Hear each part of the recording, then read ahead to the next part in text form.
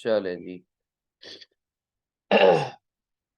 अस्सलाम वालेकुम जी सबको। अब रिकॉर्डिंग स्टार्ट हुई है तो दोबारा से जरा थोड़ा सा कर लेते हैं। चैप्टर 3 है जी आज हमारे पास। और इसको कहते हैं जी बिजनेस रिपोर्ट। और इसमें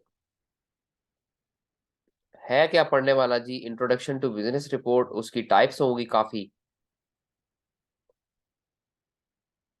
और उसके बाद हमारे पास आ जाती कंपोनेंट्स ऑफ रिपोर्ट, यानी रिपोर्ट के हिस्से क्या क्या होंगे, कौन से मेन पार्ट्स होंगे, ये आपको बताएंगे। ये कहाँ से पढ़ने हैं, ये आपने यहाँ से नहीं पढ़ने होंगे, ये आपने पढ़ने होंगे जी। जो ये है असेसमेंट क्राइटेरिया, ये मैंने शेयर किया हुआ है, तो ये आप वहां से करेंगे। यहाँ से आपने जस्ट रिपोर्ट को रीड करना है और इसकी टाइप्स को रीड करना है।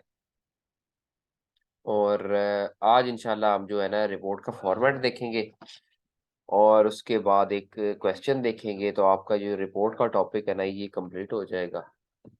और इसकी टेस्टिंग कोई खास है नहीं, रिपोर्ट की जो कोई टेस्टिंग है वो इतनी कोई खास है नहीं। आप कह लें कि कोई हार्डली 5 से 10% इसकी टेस्टिंग है शायद। क्योंकि जितने पास पेपर मैंने देखे हैं उसमें मुझे रिपोर्ट तो कहीं नजर नहीं आई ऐसी खास, एक आधे क्वेश्चन के अलावा।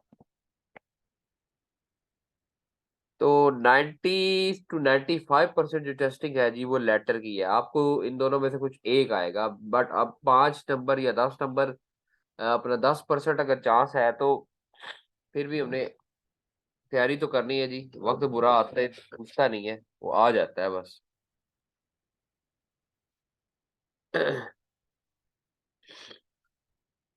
तो 90% 95% जो टेस्टिंग है जी वो लेटर की है। तो आपने इस चैप्टर को ना एज ए स्टोरी अंडरस्टैंडिंग करने के लिए, समझने के लिए, कि आपको पता होना चाहिए कि रिपोर्ट क्या होती है, इसकी टाइप्स क्या क्या है, तो ये आपने रीड करना है पूरा चैप्टर। मैं साथ में आपको थोड़ा सा इसका ओवरव्यू देता हूँ और उसके बाद हम क्वेश्चन करेंगे इंशाल्लाह। तो आपका जो रिपोर्ट वाला टॉपिक है, रिपोर्ट वाला जो एरिया है, वो इंशाल्लाह कवर हो जाएगा। ये आप देख रहे हैं, ये जितना भी है ये जस्ट रीड करने वाला है इसमें से। क्योंकि इसकी टेस्टिंग नहीं है ऐसी, हमने ये पेपर की तैयारी ऐसे करनी है कि जैसे वो हमें टेस्ट करेगा। आपको मैंने शुरू में, अगर आपने डेमो लेक्चर लिया हो तो उसमें मैंने बताया था कि जी पेपर में क्या क्या आता है और कैस किस तरीके से आता है। तो वो चीजें हमने तैयार करनी है। अब फजूल में हम सारी चीजें करते रहे जिन्होंने आना है नहीं, तो वो भी एक तरह से बर्डन ही होता है। बट आपने ये है कि रीड ज़रूर करना है।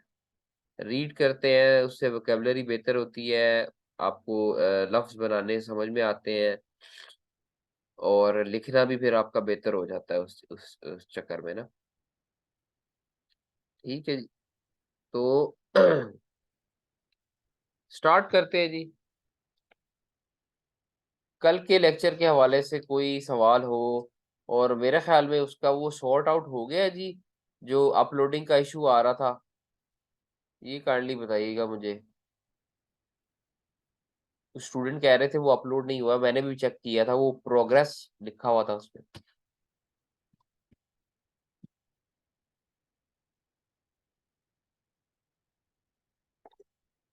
वो पता नहीं अपलोड हुआ है या नहीं, काइंडली वो मुझे बताइएगा, वो भी फिर मैं चेक करूँ कि वो अपलोड किया है कि नहीं अभी तक। क्योंकि मैं तो वो लेक्चर करवाते साथ ही जो है ना मैं अपलोड कर देता हूँ।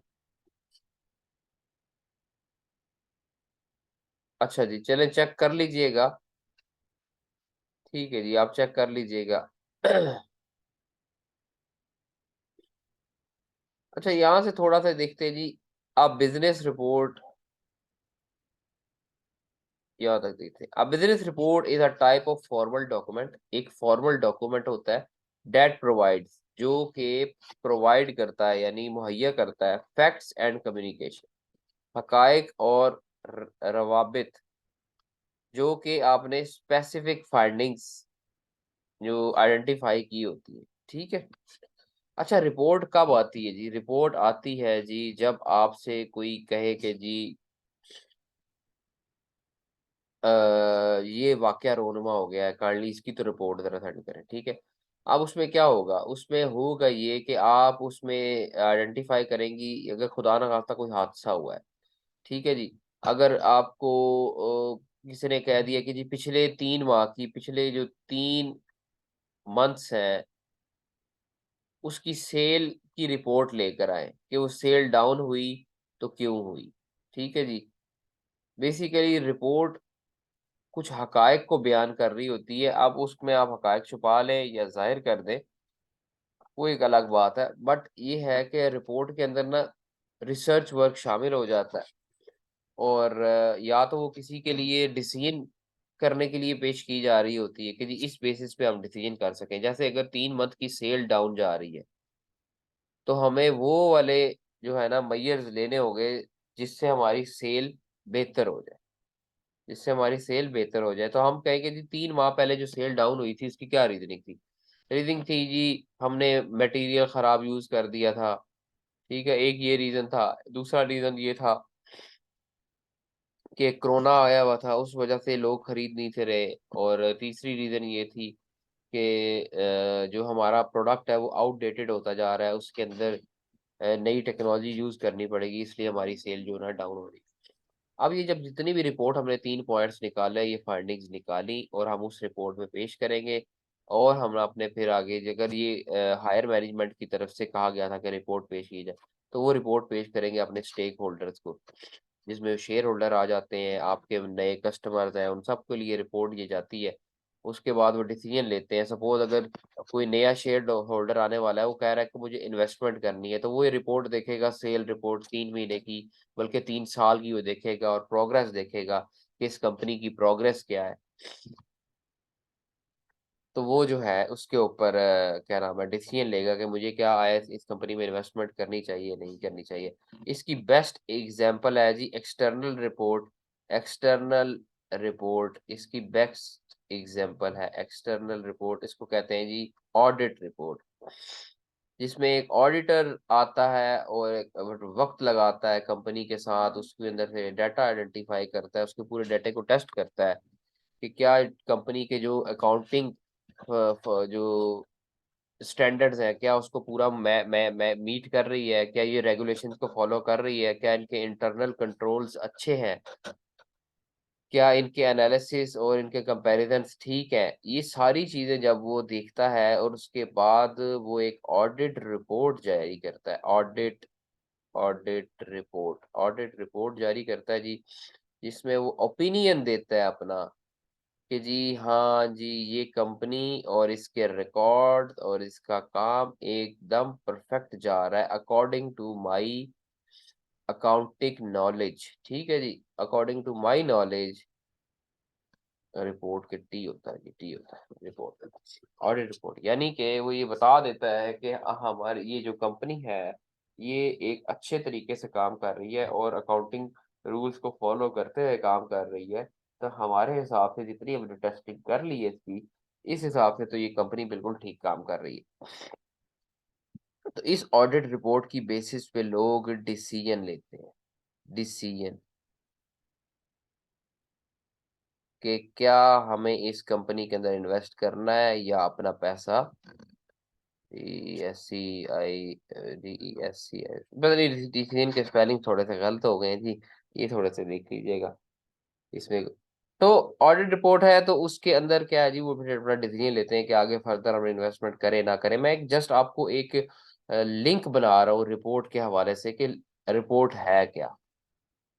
ठीक है जी, अब ये देखिएगा यहाँ पे लिखा है जी business report provide an account of a particular matter specially in the form of an official document after thorough investigation यानी कि एक थॉरो इन्वेस्टिगेशन करने के बाद एक फॉर्मल डॉक्यूमेंट या ऑफिशियल डॉक्यूमेंट पे ये पेश किया जाता है और consideration by an appointed person यानी कि एक पर्सन जब अपॉइंट किया जाता है, वो उसको कहा जाता है कि जी इस पे रिपोर्ट पेश करें, ठीक है जी। उस पे टीम ही अपॉइंट कर गई, उसके बाद एक हेड अपॉइंट कर दिया कि जी जो इसको लुक आफ्टर करेगा प्रोजेक्ट को और इसकी रिपोर्ट को देखेगा।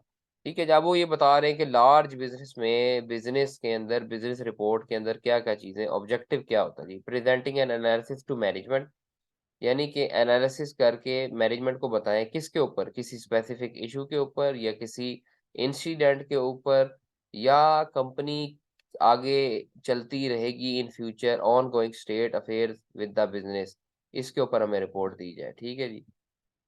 या वो कहते हैं providing evidence of regulatory compliance यानी कि कंपनी लीगल कंप्लायंसेस के साथ लीगल इश्यूज के साथ कंप्लायंस कर रही है यानी कि सपोज आप देख लें कि जो आपकी लेबर होती है एक लेबर पूरी एक एक तबका है पूरा ठीक है उसके लिए लेबर लॉज होते हैं अगर कोई कंपनी लेबर लॉज को फॉलो नहीं कर रही रेगुलेटरी अथॉरिटीज के साथ कंप्लायंस नहीं कर रही तो उसके ऊपर एक्शन लिया जा सकता है ठीक है जी और ये बता रहे हैं कि जी रिपोर्ट के अंदर बताया जी जी हम पूरे रेगुलेटरी जो हमारी अथॉरिटीज़ हैं उनके लिए हम बताएँ कि हम पूरे लॉज़ को फ़ॉलो कर रहे हैं।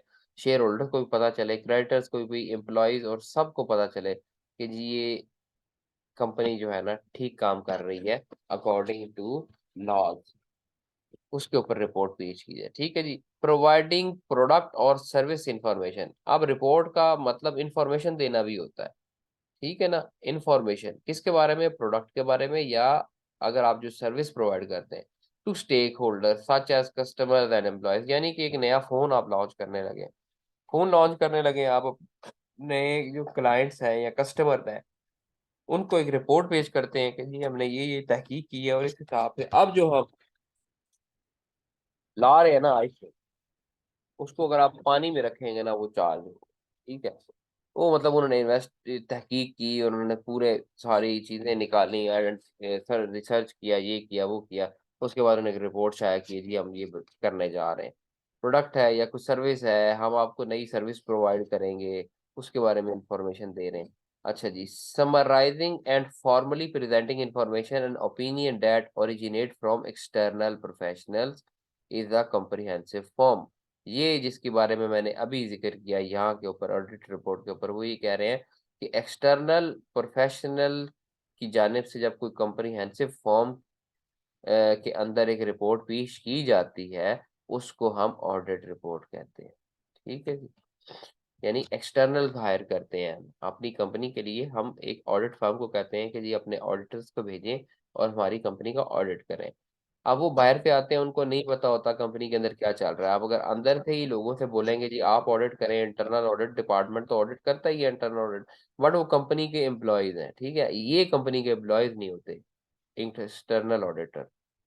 तो ये आके बिना डरे, बिना झिझक के एक अपना पॉइंट ऑफ व्यू, अपना ओपिनियन देते हैं ताकि पता चल सके कि कंपनी कितने पानी में चल रही है। और यही रिपोर्टें फिर आगे जाती हैं जिसके पास स्टॉक एक्सचेंज के अंदर उनके प्राइसेस बढ़ते हैं शेयर्स के और कम होते हैं कि जी ऑडिट रिपोर्ट आई है कि जी इतना-इतना फ्रॉड चल रहा है कंपनी के अंदर और पोटेंशियल कोई नहीं है, जो शेयर होल्डर्स हैं उनको डिविडेंड नहीं मिलता, तो इसके ऊपर वो डिसाइड करते हैं फिर। जैसे आप किसी जॉब के लिए जब आप सीवी देते हैं तो आप अपनी रिपोर्ट ही पेश कर रहे होते हैं। उस रिपोर्ट के ऊपर वो इन्फॉर्मेशन जो आप प्रोवाइड कर रहे हैं उसकी बेसिस पे उन्होंने डिसीजन लेना है कि आया आपको जॉब पे रखना है या नहीं रखना। ठीक है जी, ये एग्ज़ाम्पल्स हैं जस्ट आप अपने अंडरस्टैंडिंग के लिए। फीचर्स ऑफ अ रिपोर्ट आगे क्या है ये जी पढ़ लीजिएगा, क्या है जी टू किसी को इन्फॉर्म करना है या रिकॉर्ड है या रिकमेंड करना है। उसके बाद एक अच्छी रिपोर्ट कब होती है, ये आप पढ़ लीजिएगा। सारे बुलेट पॉइंट्स इसको जस्ट रीड करना है, इसमें ऐसा कोई ख़ास ऐसी बातें हैं नहीं। बस वही घुमा-फिरा के चीज़ें लिखी होती हैं। फिर आगे ये आ जाती है जी टाइप्स ऑफ बिज़नेस रिपोर्ट। इसको हम ओवरव्यू कर लेते हैं और उसके बाद हम चलते हैं जी अपने लेटर फॉर्मेट के ऊपर। अपना वो लेटर का तो कल कर दिया था, report format. Voluntary report, voluntary report क्या होता है कि जी खुद से अगर आप कोई आपसे डिमांड ना करे, आप अपनी रिपोर्ट खुद ब खुद ही पेश कर दें। छोटा बच्चा है, वो पूरा हफ्ता स्कूल जाता है, उसके बाद वो अपने वाले साहब को खुद ही आके बता देता है, ये देखें जी मेरी स्कूल की डायरी है और ये मैंने पढ़ा है और ये सारा मैंने काम किया है। ठीक है जी, an internally sharing monthly task report to the assigned manager. एक इंटर्नी जो नया हायर हुआ है कंपनी के अंदर, वो अपनी मंथली टास्क उसको जो मिले थे उसकी रिपोर्ट उसकी रिपोर्ट किसको दे रहा है? असाइन्ड मैनेजर, जो उसका मैनेजर है, उसको वो रिपोर्ट खुद ब खुद ही कर रहा है। देखिए, These are prepared on one's own initiative without someone else demand, यानी आपने डिमांड ही नहीं की, आपने खुद ही रिपोर्ट पेश कर दी। एक्सटर्नल रिपोर्ट, ये आपको मैंने वही बताई थी कि एक्सटर्नल रिपोर्ट क्या है जी, वही आपकी ऑडिट रिपोर्ट है, इसको देख लीजिएगा। ठीक है, इसके एग्जांपल यहाँ पे कुछ दूसरी दी, आप board implementation report for share holder. हाँ जी, अब बोर्ड ऑफ डायरेक्टर्स है, उन्होंने एक कोई कुछ रूल्स बनाए हैं या कुछ भी है, आपस में वोटिंग करके उन्होंने एक न्यू पॉलिसीज बनाई है, तो वो शेयर होल्डर्स को दिखानी है। ठीक है जी, शेयर होल्डर्स के लिए है वो, तो वो एक्सटर्नली लोगों के लिए है, तो वो ये एक्सटर्नल रिपोर्ट की एक फॉर्म बन जाती है। अच्छा जी, इंटरनल रिपोर्ट क्या है जी, इंटरनल रिपोर्ट का एग्जांपल देखिए, committee report for project for progress. अच्छा जी, एक कमेटी बनाई जिसके अंदर बताया गया कि नया प्रोडक्ट बनाना है, उसके लिए जरा रिसर्च करें सारा कुछ, उसके बाद हमें रिपोर्ट करें क्या ये फिजिबल है कि इसके ऊपर काम किया जा सके। तो वो जो कमेटी रिपोर्ट कर रही है प्रोजेक्ट की प्रोग्रेस के बारे में कि जी यहाँ तक पहुंच गई हमारा रिसर्च वर्क, वो इंटरनल रिपोर्ट कहलाता है। Internal reports are meant for organization internal purpose, ये इंटरनल पर्पस के लिए यूज होती हैं। They might follow the memo format with to from date. अच्छा जी, ये फॉर्मेट हम देखेंगे जी, मेमो क्या है जी, मेमो फॉर्मेट क्या होता है और लेटर का फॉर्मेट क्या होता है, रिपोर्ट, लेटर रिपोर्ट और मेमो फॉर रिपोर्ट, ये दो तरह के फॉर्मेट होते हैं, एक विद इन ऑर्गेनाइजेशन यूज होता है और एक आउटसाइड ऑफ द ऑर्गेनाइजेशन यानी एक्सटर्नल आप यूज करते हैं। ठीक है, ये आप देख सकते हैं, रिपोर्ट बिल्कुल आपके लेटर की तरह की है, उसमें कोई खास इतना चेंजिंग नहीं है, डोंट यू वरी अबाउट।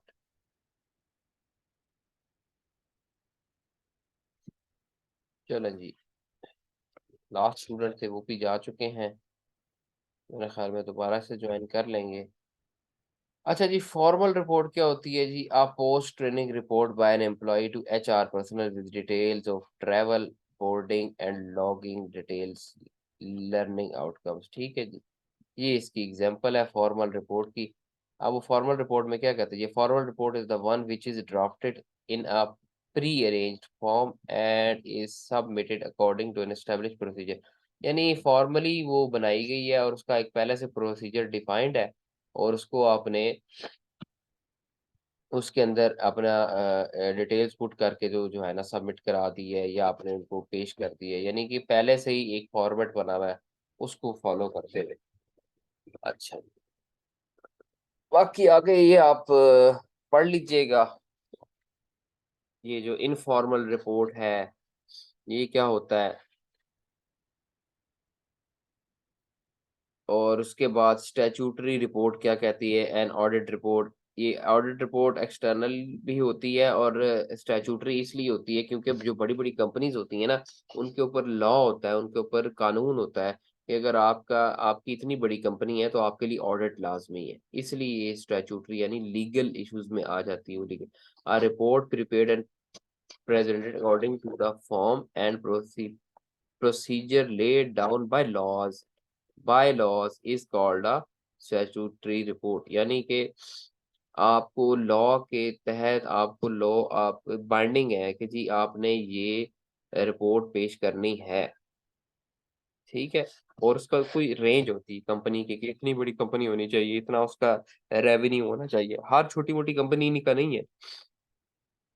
जैसे आप किसी छोटी दुकान का इशू लगा रहे हैं कि वो अगर अपनी सेल को रात सुबह बैठता है रात को सारा क्या नाम है वो कंपाइल करता है चीजों को और देखता है कि मेरे पास क्या बना है और एक रिपोर्ट छोटी सी बना लेता है एक साफ पेज के ऊपर, तो वो भी एक तरह की रिपोर्ट ही बना रहा है अपने लिए कि यार मैं मुझे पता तो लगे कि हुआ क्या है। ठीक है, जस्ट एक इंफॉर्मेशन है जो निकालनी है इसने चीजों से। अच्छा जी, पीरियोडिक रिपोर्ट क्या है जी, पीरियोडिक रिपोर्ट हम देख सकते हैं quarterly departmental progress. Periodic report period से शो कर रही है कि अगर आपको कोई कहे कि पिछले क्वार्टर की सेल की रिपोर्ट ले आए, पिछले क्वार्टर की परचेज की रिपोर्ट ले आए, पिछले क्वार्टर की रिसर्च टीम की प्रोग्रेस की रिपोर्ट ले आए कि उन्होंने रिसर्च वर्क कितना किया है, कोई नया प्रोडक्ट बनाने के लिए कोई दगो दो कर रहे हैं, सेल बढ़ा रहे हैं हम लोग, पिछले पूरे साल के 4 क्वार्टर हैं, 4 क्वार्टर की लिए, तो ये पीरियड से शो करता है।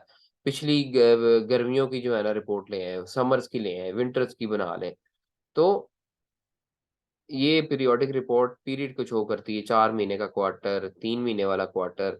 तो इस तरह करके आपने देखना है। स्पेशल रिपोर्ट क्या है जी? स्पेशल रिपोर्ट कोई ऐसा इवेंट जो हर बार नहीं होता, ठीक है? उसके ऊपर आपने रिपोर्ट तलब कर लिया। Special report target a specific problem और specific fact. Special reports are prepared once for each individual task, ठीक है जी? कोई स्पेसिफिक काम, स्पेशल रिपोर्ट उसके लिए होती है। These provide much more flexibility due to their individuality. However, that in itself generally makes them more difficult to write due to their potential free-form. जैसे अब किसी कंपनी में अगर फ्रॉड हुआ है तो फ्रॉड क्या रोज होगा? आए रोज तो नहीं होने वाला।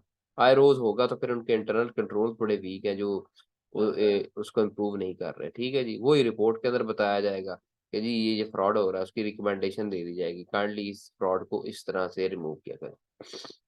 फ्रॉड हो गया, स्पेशल रिपोर्ट आप जनरेट करें जी, क्यों हुआ फ्रॉड? इंफॉर्मेटिव रिपोर्ट, ठीक है जी, उसके अंदर कोई ना कोई इंफॉर्मेशन जो है ना ऑर्गेनाइजेशन के अंदर एक दूसरे को शेयर की जा रही होगी ताकि बेहतरी से बेहतर काम किया जाए। फिर एनालिटिकल रिपोर्ट, इसके अंदर आप जो है ना कंपैरिजन कर रहे होते हैं। These report are generally organized around logical arguments and conclusion. These report contain analytical information is narrative form. A research proposal of approval of a budget, ठीक है? एक रिपोर्ट पेश की जी जिसमें उन्होंने बजट पेश कर दिया। बजट क्या पे बजट आपको जब पेश करते हैं आपको पता है ना, बजट को कंपेयर किया जाता है लास्ट वाले के साथ। कि लास्ट टाइम हमारा 2 करोड़ का बजट था, इस बार हमारा 3.5 करोड़ का होगा। तो काइंडली इसको अप्रूव किया जाए, ठीक है जी? एनालिटिकल रिपोर्ट थोड़ा सा कंपैरिजन कर रहे होते हैं उसके अंदर आप पिछले से या दूसरी दूसरी कंपनी से, दूसरी मार्केट से। तो ये है जी रिसर्च रिपोर्ट, वही कोई रिसर्च वर्क करेंगे। बाकी ये आप सारा जो है ना ये एक दफ़ा गो थ्रू कर लीजिएगा कि सेल मार्केटिंग रिपोर्ट क्या है, फिजिबिलिटी रिपोर्ट क्या है। फिजिबिलिटी रिपोर्ट अमूमन तौर पे होती है अगर आपने कोई नई ब्रांच बनाना चाह रहे हैं तो उसके अंदर प्रोज एंड कॉन्स देखने होते हैं, क्या हमारे हक में होगा नई ब्रांच बनाना या नहीं होगा। तो उसके लिए फिजिबिलिटी पूरी रिसर्च करके तैयार की जाती है कि हाँ जी यहाँ पे बना ले तो आपको फायदा हो जाएगा। ये आप देख लीजिएगा। प्रोजेक्ट प्रोग्रेस रिपोर्ट ये अपने नामों से ही जाहिर कर रहे हैं कि हम क्या है, प्रोजेक्ट की प्रोग्रेस होगी वो बता रही होगी। फिजिबिलिटी रिपोर्ट आपको ये बता रही होगी कि आपने कोई काम करना जाना चाहते हैं तो इस पे उसका पोटेंशियल है कि वहाँ पे जाके नई ब्रांच खोली जाए, नया प्रोडक्ट लॉन्च किया जाए। सेल्स एंड मार्केट रिपोर्ट ये वही कि आपकी मार्केट कंडीशन क्या है, सेल्स कैसे जा रही हैं। फिर चेयरमैन की एनुअल रिपोर्ट, ऑपरेटिंग रिपोर्ट। तो ये सारी रिपोर्ट्स जो है ना आप जनरली एक दफ़ा इनको रीड कर लीजिएगा। और मैं बार-बार कह रहा हूँ कि इसको आपने याद नहीं करना, इन चीज़ों को आपने याद नहीं करना, इन चीज़ों को आपने याद नहीं करना। ये आपने जस्ट रीड करनी है। रीड इसलिए करनी है कि आपकी अंडरस्टैंडिंग बनती है। जब आप रीड करते हैं कुछ, आपके लाशऊर में, अनकॉन्शियसनेस में आप लोग इस चीज़ को याद ही कर रहे होते हैं जब आप खाली रीड भी करते हैं। कंपोनेंट्स ऑफ अ रिपोर्ट आ गए जी। कंपोनेंट्स ऑफ रिपोर्ट आपने इधर से नहीं पढ़ने, आपको पढ़ाते हैं हम उसमें से असेसमेंट क्राइटेरिया से, ठीक है जी? इसको आप जो है ना बस रीड कर लीजिएगा तो ये चैप्टर आपका जो है ना टेस्ट कैसे होगा, टेस्ट इस फॉर्म में होगा कि आपको जो है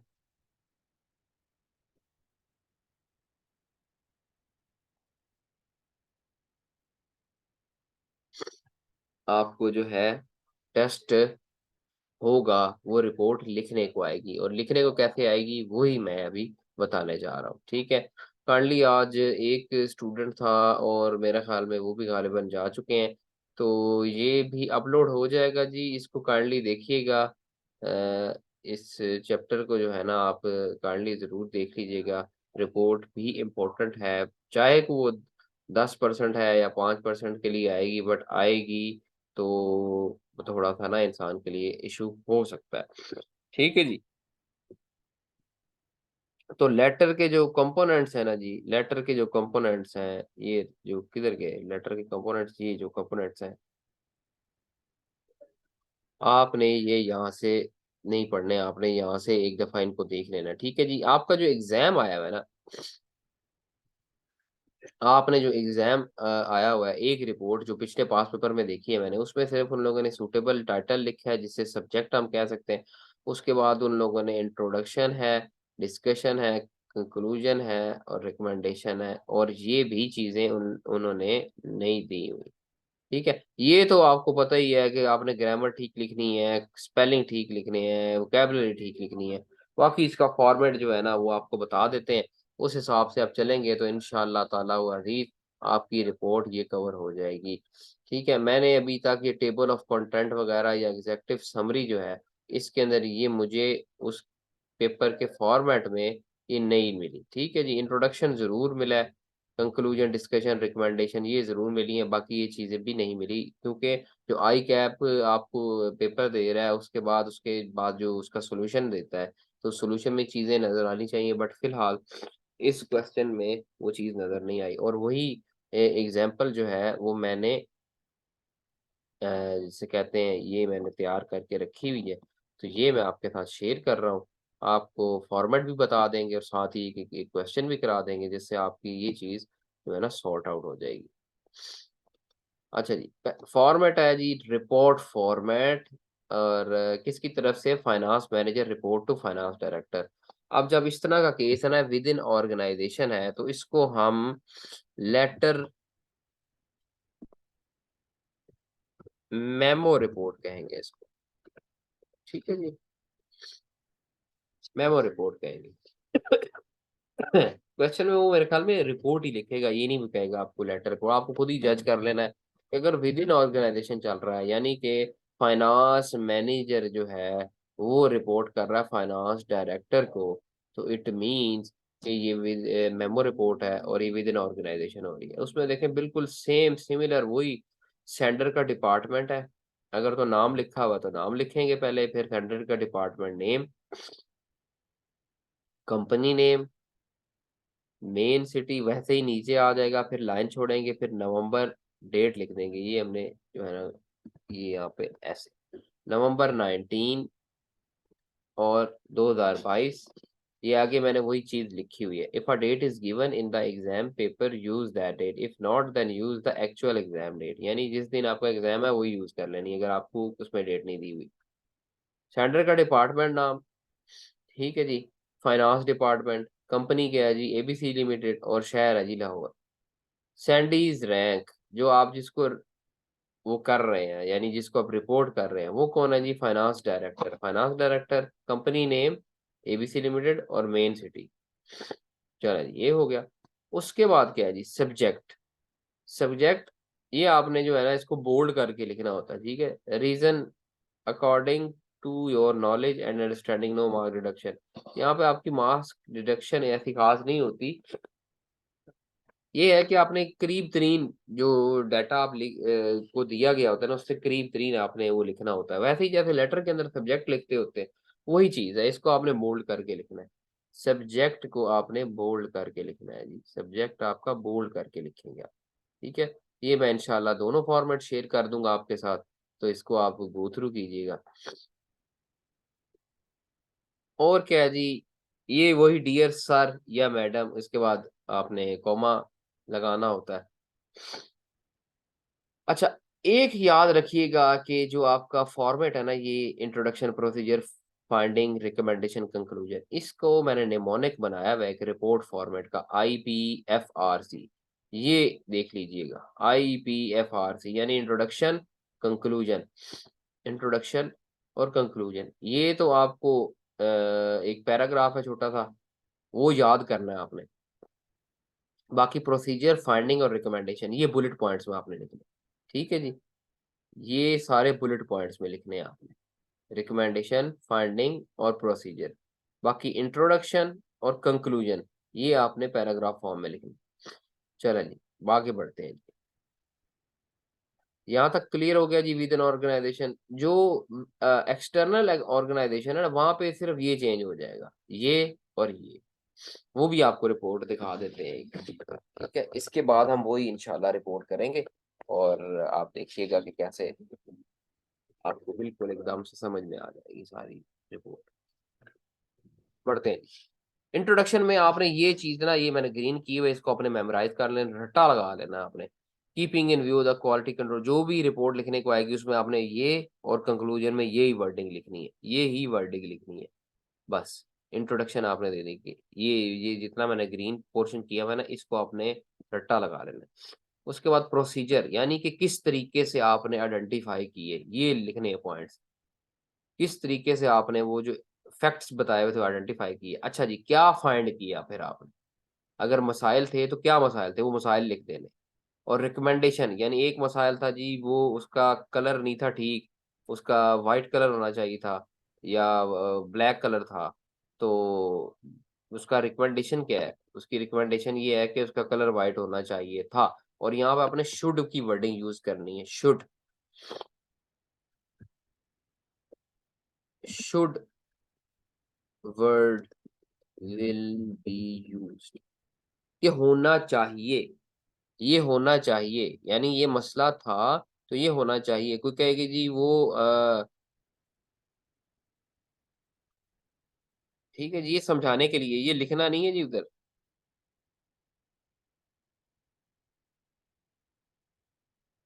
ये ऐसे वहाँ पे शुड आपने ऐसे लेंडर नहीं कर देना। मैं कह रहा हूँ जो पॉइंट्स लिखने हैं ना, उसमें आपने शुड की वर्डिंग यूज़ करनी है।